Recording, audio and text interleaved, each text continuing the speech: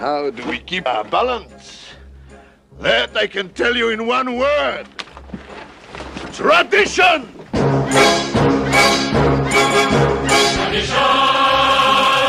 Tradition! Tradition! Tradition! Tradition! Thank you all so much for coming. I'm extremely honored and flattered to be here in my new home. I made Aliyah a week ago today, so I'm now officially an Israeli, and it's great to see so many faces of people that I know and also so many new friends. And I also just have been standing and staring at the floors and thinking that the floors should do their own Creative Morning presentation because they're so incredible. So I played that clip because you kind of have to hand it to Tevye. You know, here, I haven't seen that clip in like 30 years, and I hadn't thought about Fiddler on the Roof, but when I heard that the theme was tradition, I kind of pulled it up on YouTube and played it, and I never remembered that he said, and how do we keep our balance? Tradition. So, you know, it made me realize that he might be onto something. And the truth is, for me, respecting tradition as well as breaking from it is a theme that emerges in my work and in my life and in a lot of the recipes that I create. And how those recipes influenced me and how I influence them helps to chart the course of my career and my work and my life. So first, let's have a look at the definition of tradition. So tradition is the transmission of customs or beliefs from generation to generation, or the fact of being passed on in this way. So most of us are probably Jewish in this room, if not all of us, but from whatever culture we're from, we all kind of know that we have things sort of put on our shoulders that we're encouraged to take on to another generation. It could be a place that we travel with our family, and it often can be something that we eat. So when it comes to food, traditionally invariably starts with family. And let's take a moment, all of us, to think about what's our first food memory from childhood. What comes to mind when you think of that dish or that meal? Is it a feeling? Is it a taste? Is it a dish? Is it an experience? Is it a place? I think that when we talk about tradition, we're actually talking about emotion. And like when it comes to food especially, the edible is extremely emotional. So whether it's buried in our subconscious or right there on the surface, we shouldn't let it bind us or blind us or stop us from progress, but tradition is something that we cannot and don't necessarily want to escape. Now, I grew up in an Orthodox Jewish home. I'm no longer religious, but I would say that a lot of the things that I learned in my home and the foods that I ate and the traditions that I had continue to influence me and inspire me in very positive ways. So that's one example, I would say, an edible example of a way that my tradition carries with me.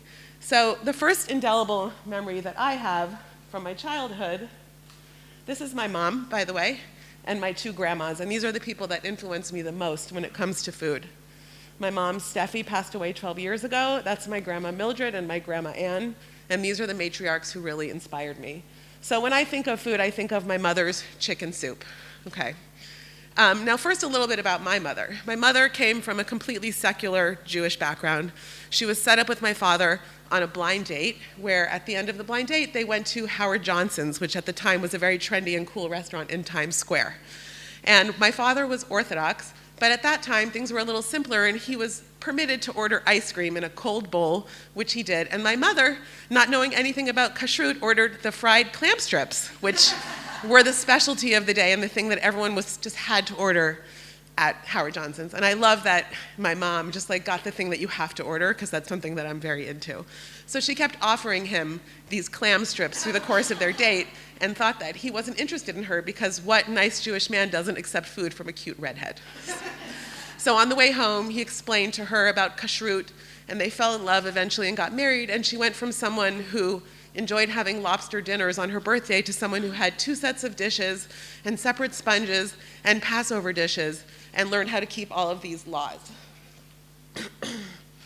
Okay, now back to the chicken soup itself. She had an extremely unique way of preparing the soup. So most of us, we throw some chicken in the pot, we cook it for a couple of hours, and we slurp it up. But my mom put it on very early in the morning, let it cook very slowly for 12 hours, and by the time it emerged from the pot, it was this golden, magical broth that was a super deep color and had an incredible fragrance, and it was like a magical elixir. It really did cure anything that ailed you, and it could be the centerpiece of a meal. And in fact, it was. On Shabbat, many times, we would have the chicken soup for the first course, and then my mother would pull out the boiled chicken, put it on a plate with the vegetables, and then serve it with ketchup. So I would say that that is my earliest family tradition with an assist from Heinz. So my childhood was filled, these are some matzo balls that I made that are inspired by my mom. So my childhood was filled with a lot of indelible food memories. I'm not sure if that's frosting or like some kind of kitchen accident, but that's a picture that my mom loved of me. A lot of those memories involve Israel. We actually came here for the first time when I was 9. I knew very little about Israeli food except for the cans of Telma hummus that we used to eat that were filled with citric acid and were so disgusting and grainy, but I loved them so much. And I came to Israel when I was 9 and had my first falafel and hummus and carrot juice, washed it down always with carrot juice. And in fact, we spent about a month and a half on that trip exploring the entire country, and by the end of the trip, my fingernails were actually orange from beta-carotene overload. And that's a tradition that I'm hoping not to pass on in the next generation. So after college, I actually moved to Jerusalem and worked as a TV producer. And that was the time that I really started cooking for myself. I lived in an apartment with roommates, and we made Shabbat dinner. And I started going to Machane Yehuda Market. And even though I grew up in California, I grew up in a place where all of our produce was delivered to it was from the supermarket in packages, and the idea that produce was seasonal was just like a real revelation to me. And I always tell the story, my husband laughs, that the first time I ordered a sandwich and asked for extra avocado and got sort of like checked at the door and shamed for ordering avocado out of season. It made me really realize that this was a place that was extremely focused on local and seasonal food. So I moved back to New York right after media was taking off. And the Food Network was a new thing, and food magazines were powerhouses that were packed with advertising, and I managed to get a job at Gourmet Magazine, where I worked for 3 years as a copywriter, writing all kinds of special advertising sections about wines from Spain and Parmesan cheese and travel to Arizona. But really, I always had this desire to be cooking and working on the creative side of things. So I took a leap, and I left Gourmet Magazine and went to culinary school in New York. And I graduated in 2005, and I've been working for myself ever since. I wrote articles for Food and Wine magazine and many others. So I did a lot of food styling work. These are a couple of examples of just things that I make. If you follow me on Instagram, you know that I'm very focused on the visual aspect of food. I even appeared in a very crazy video for a Bob Dylan video called Like a Rolling Stone. So this was a video that was sanctioned by Bob Dylan on the 50th anniversary of the song Like a Rolling Stone, and I played a Food Network host, and I had to mouth the words to Like a Rolling Stone while pretending to make fruit crumbles at the same time. I did it all day. It was a really fun and crazy experience, and hopefully by the end we will get to play that. So eventually I found my way to co-authoring cookbooks. And these are some of the books that I've worked on, and I brought some of my babies here for you to look at in person because I have a shelf of them in my apartment in Tel Aviv. I was really drawn to cookbook co-authoring because I've always felt like I just have so much to learn, and I didn't start working in the food world until I was about 30 years old, and I felt like collaborating with people from a variety of backgrounds and food histories and experiences was going to really keep me in a place of learning, which is something that I really wanted to do. So I started out, my first book was a vegan cookbook written with a Seventh-day Adventist, the Baker Creek Vegan Cookbook. I moved on to writing cookbooks with Lee Schrager, who is the founder of the South Beach Food and Wine Festival, and that opened a lot of doors for me. I now do dinners in South Beach every year in Miami and with other chefs and get invited to a lot of cool events. And I would say that the reason I did all the food styling assisting and appeared in the video and agreed to do all these things is because you just never know what's going to come out of all of these experiences. So I would encourage you all, like if there's a creative passion that you have and you feel intimidated by not having an entry point, offer yourself up as an intern or an assistant or just help or just to be there. Just having enthusiasm and passion and excitement for what you're doing is the thing I think that opens the most doors for people. I recently posted on Instagram that I was looking for an intern, and I thought maybe a couple of people would respond. I got like almost 50 responses. And the people that really jumped out at me were people that had a real passion for food and really seemed curious and excited about not just working with me, but also with the field itself. So I wrote a couple of books that were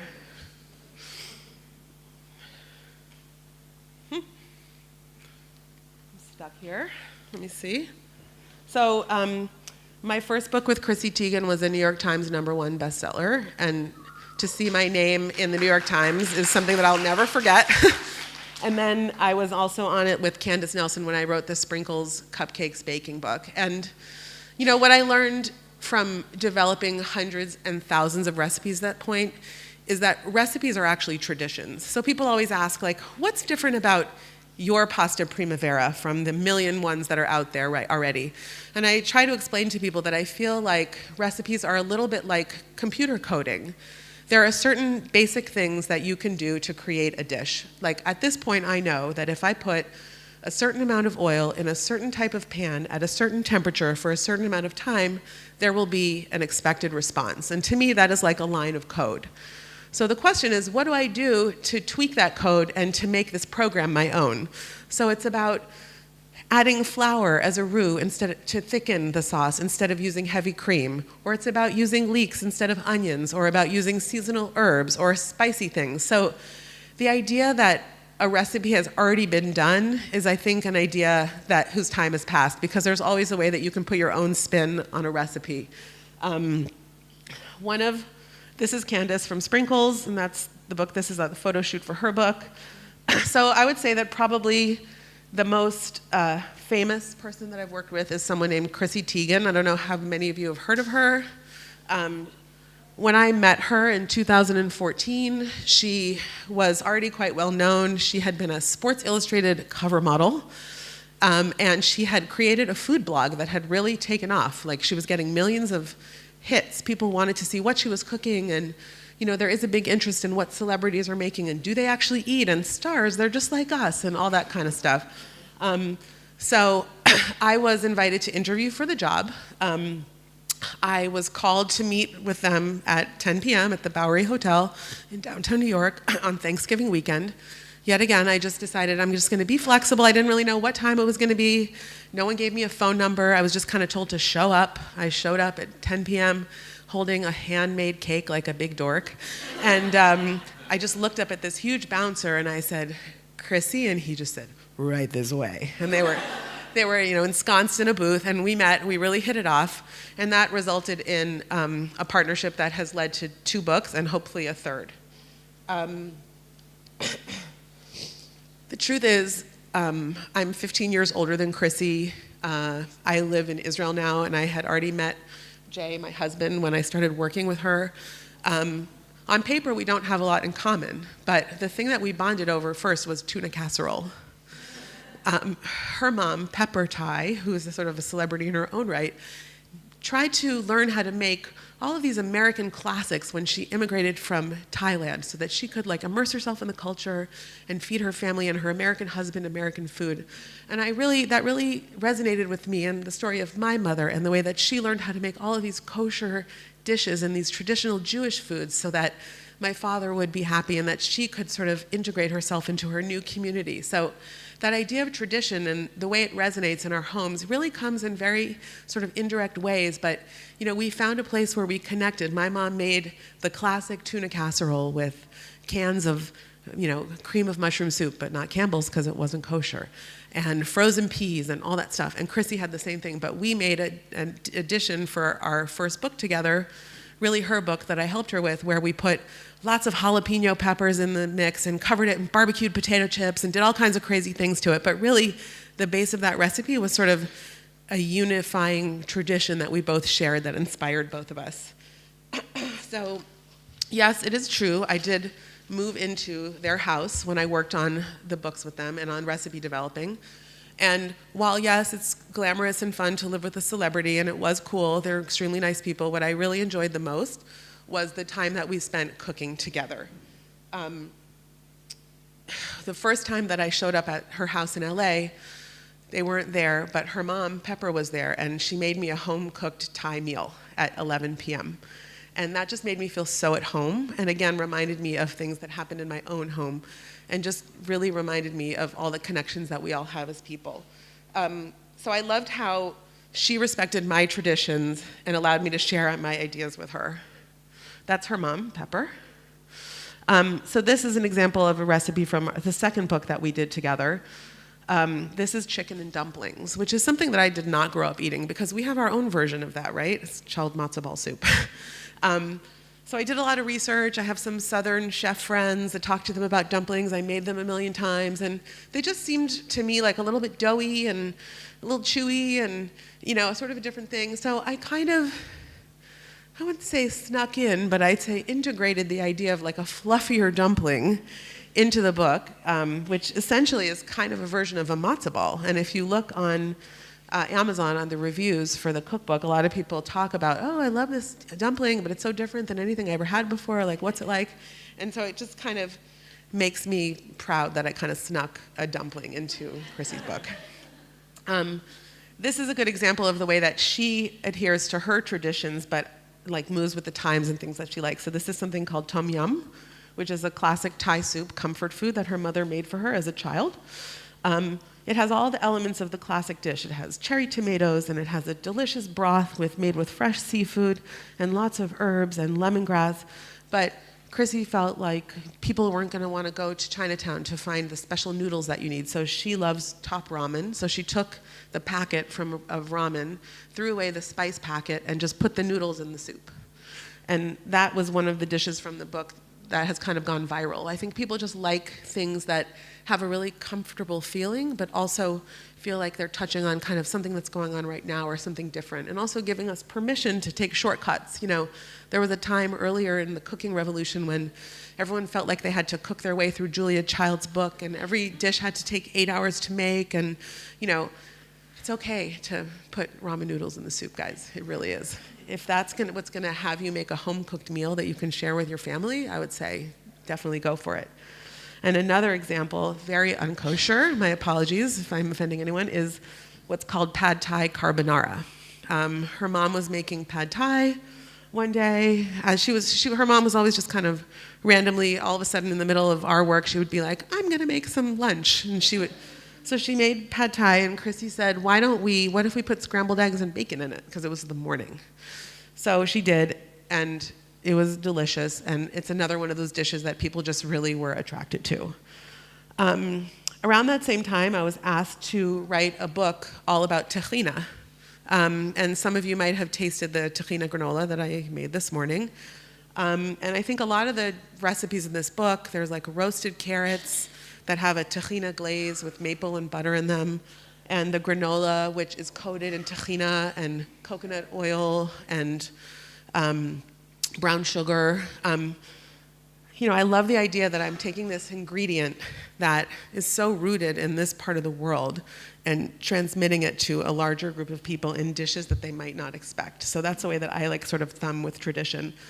This is a photo from my upcoming cookbook, Sababa, all about my twists on Israeli food, which is coming out in September in English, but it will be for sale here.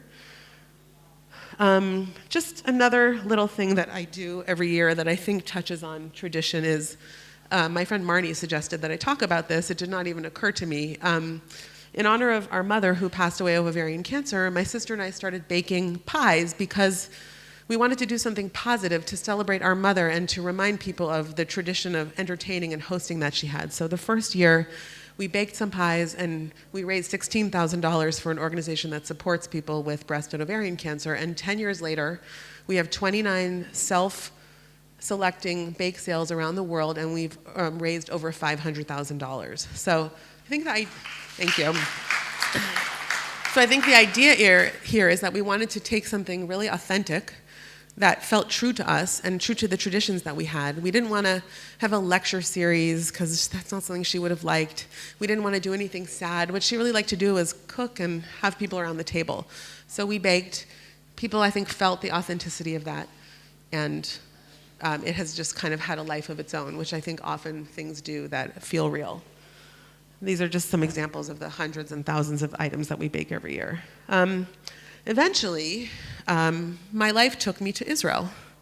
And the reason that happened is because of my husband, Jay, who I married last year, who is sitting over here. And really, coming back here really felt like a full circle moment for me. I had been sort of orbiting around Israel and Israeli food for a long time. I had written articles for Gourmet Magazine and Food and Wine and Foders and the Wall Street Journal about Israeli food and traditions. And I met this guy who lived here, and apparently he was told that I would make Aliyah if things happened. I actually didn't know that he was told that, but I ended up coming here, and this is a dinner we had on our first night when I moved here in December 2015. It's a masabacha made with kohlrabi and almonds and some beautiful cured sardines and some delicious bread with French butter. And on the left, this is a restaurant called The Basta, which is right near the Shuk, where we live. And on the left here is another dish of cured tongue from M25, which is another restaurant right in the neighborhood that we frequent a lot. And I brought up these two examples because, I think 30 years ago when people thought, what is Israeli food? They thought shawarma, falafel, and hummus. Well, it's really not that anymore, and that's what I'm trying to convey with this book that I'm writing. That you can take all of the amazing ingredients that are local to here. You can take all of your experiences of traveling all over the world. You can capture a childhood memory of the warm, delicious masabacha that you had at a roadside hummusiyah somewhere, and you can transfer it and make it into a delicious dish. And these are two examples of that. Until I had this tongue tongue was kind of the thing I avoided on the deli menu. You see the bumps, not cool. But this tasted like the most delicious corned beef I had ever had in my life. It was juicy and rich and delicious and cut with amazing Dijon mustard and horseradish and homemade condiments and a fresh salad. And those are the kind of things that have inspired me in my journey of Israeli food. And so I live right near the Shuk. I spend a lot of time there. If any of you follow me on Instagram, you know that I'm a bit of a habitué. These are just some pictures from my life in the Shuk and things that I love. This man, Edgar Assis, on the left, he's sort of at the top of the Shuk on the corner of Hashomer Street, and he just sells one item. He just sells whatever's in season and is the freshest. And sometimes it's strawberries, and sometimes it's figs, and sometimes it's apricots, and sometimes it's shesek or loquats of a very short season. But I just am always inspired by the simplicity of what he does, and if there's nothing good to sell, he just doesn't. All of a sudden, you see people selling sunglasses on his little station because he just doesn't come in that day. Imagine in America someone just not selling because they didn't have the best. It just doesn't happen, and it still happens here. It still happens in the Shuk. I encourage you all to go and talk to the people who sell you your ingredients and make your food. I've become good friends with him, and every time I have a photo shoot, he holds back his best pomegranates for me, and he opens them and gives me the best seeds. And, I always comment to him that his wares look like jewels to me because, a lot of times you go to the Shuk and the things on the bottom of the basket aren't quite as good as the things on the top. And you get home and you're a little disappointed. Well, his stuff is beautiful all the way through. And I found out that he actually worked as a jeweler when he had a short rebellion from his father who had a vegetable stand in the Shuk. But he ended up going back. And on the right here is a small Yemenite bakery that's tucked into the Yemenite quarter. I've had a long obsession with Yemenite food, which is a little bit incongruous.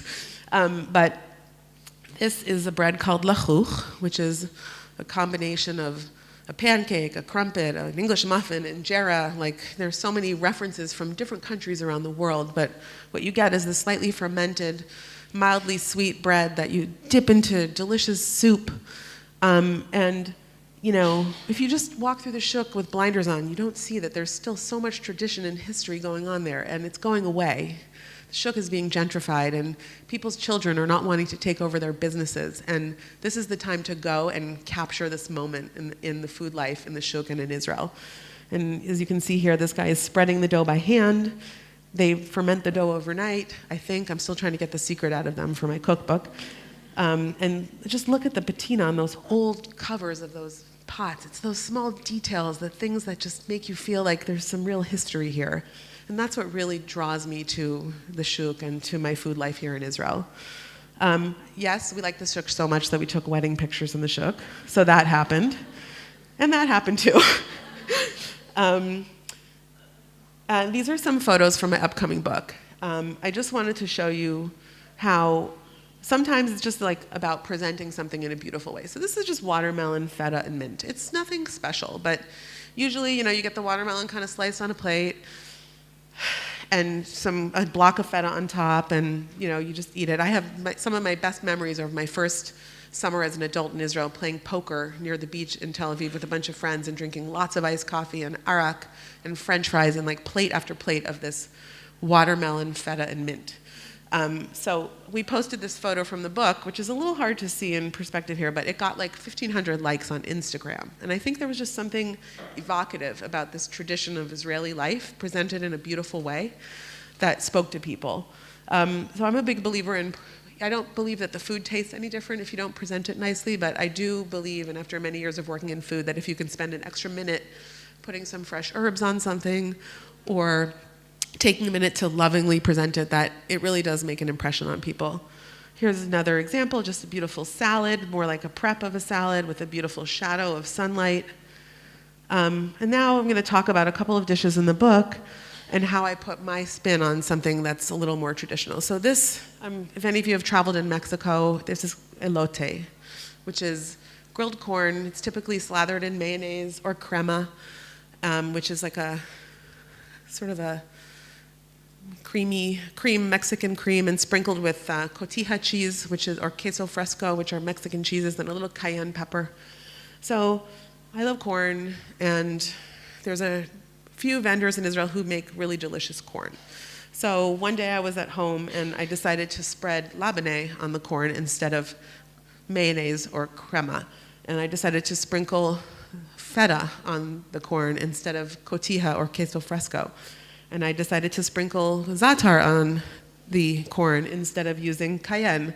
And then I put some fresh green peppers. And I sort of created my own Israeli elote. And I make it in the summer, can also cut it off the cob and put it in a salad.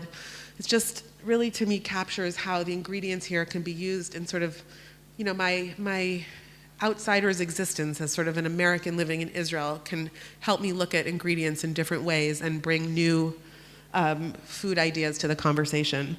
And this is a little bit of a close-up picture, but this is a curry that I make. Instead of curry paste, I use amba. And I was thinking about how much I love the fermented funk of amba. And there's turmeric in it, and there's fenugreek. There are a lot of things that are in Indian food. And the history of amba is that a group of Iraqi Jews went to live in India and became exposed to the culture of pickled mango pickles and different things. And this was a condiment that was served in India. And they brought it first back to Iraq, and then when they immigrated to Israel, they brought it with them. And it's typically served with sabich, which is an incredible specialty of Israel. But I wanted to find another way to use it because I have it in the house. It sits there. There's a lot of it. You can only have so much sabich. So one day I was making curry, and I stirred it into the coconut milk, and it just really worked. And it felt somehow real, but different, but not crazy, like not something that was just, there was a real underpinning to why those flavors and ingredients worked in this dish in this country. And that's sort of my philosophy of cooking. I try not to do things that are too gimmicky or outrageous. There's always something there that has like a thread of realness to it. Now I just want to get back to finish my talk, back to my mother's chicken soup. So I still make my mom's soup all the time, but I make it a little bit differently than she did, still trying to honor the soup that I love. So she used to just throw the chicken in the pot. So I put it in a cheesecloth because I like to have control over how the chicken kind of like gets into the soup or doesn't. And I like to be able to take it out and take some of the chicken out and hold it back and cut it up and serve it. And I still cook it for a really long time, but I spend a little more time skimming it. So there's very little fat on the soup. It's very clear. It's almost like a consommé. Sometimes I put ginger in it or turmeric, and then what I do to the soup is I add khawaij, which is my favorite Yemenite spice blend. And I happen to be a little under the weather right now, and I made myself a soup yesterday, very fitting for this talk. I put some of the khawaij in it, and it really brightens the soup and adds some spice, and it just got me. And then I served it with, in the book, I serve it with the lachouch bread that I was talking about, so it's sort of like this Ashkenazi Yemenite mashup. But it feels right to me. It feels real. It feels authentic to my life. And that's what I always hope to convey with the food that I put out there on social media or the food that I serve to friends. I want it to feel traditional, but moving forward. And I want to encourage you all to create your own new food traditions as well. So thank you so much for listening.